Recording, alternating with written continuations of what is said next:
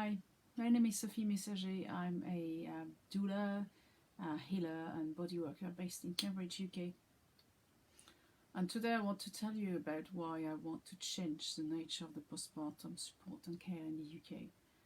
And this is all triggered for me this week because I wrote a blog a few days ago that has been boiling in my head for quite a long time about my own regrets, about why I regret I didn't hire a postnatal doula after the birth of my first child. I had a birth doula, but I didn't feel I could justify the expense of spending money on myself. I had this silly idea that somehow I should be doing it on my own. I look back on this and I really wish I could go back to tell my new mother self that this was really, really silly, and that new mothers need support, and that what we have currently in the West, what we have in the UK and in most of the Western world in terms of support postpartum is utterly inadequate. It's just absolutely not okay.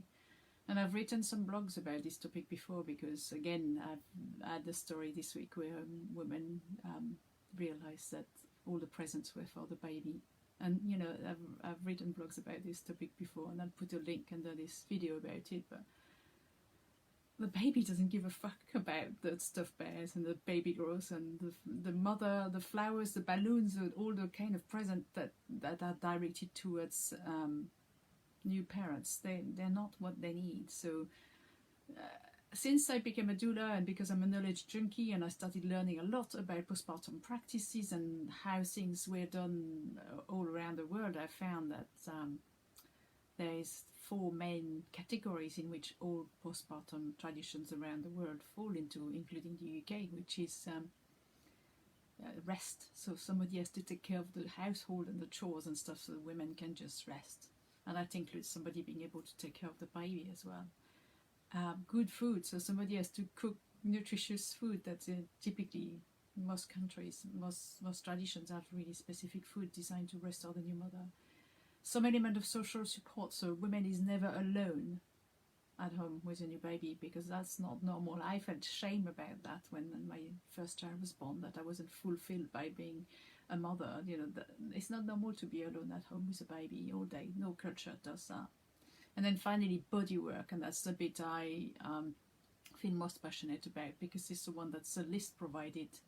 And the pregnant, you know, the body of a mother has done something incredible. It's grown a whole new human from scratch. It's birthed a whole new human.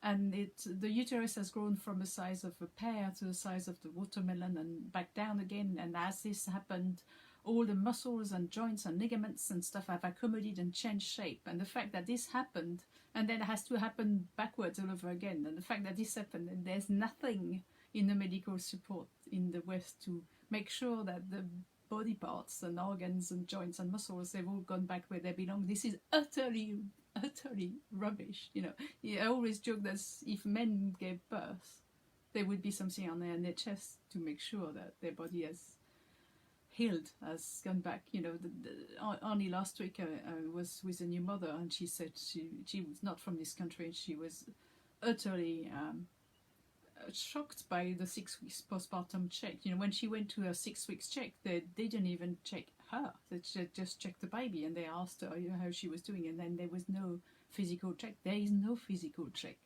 of the new mother after the birth of the baby. That's just really ridiculous when you think about it. And so that, you know, makes me want to shout from the rooftop and provide change. And I want to write. I've written blogs, and I want to write books, actually more than one book. I don't know, it's all coming out all at the same time. I want to write books so that the knowledge can spread some more. And what I'm hoping to see happen in my time is that women will start to realize that what they're getting is not adequate, and demand change, and demand a different type of support from people, and demand support that actually helps rather than presents that don't.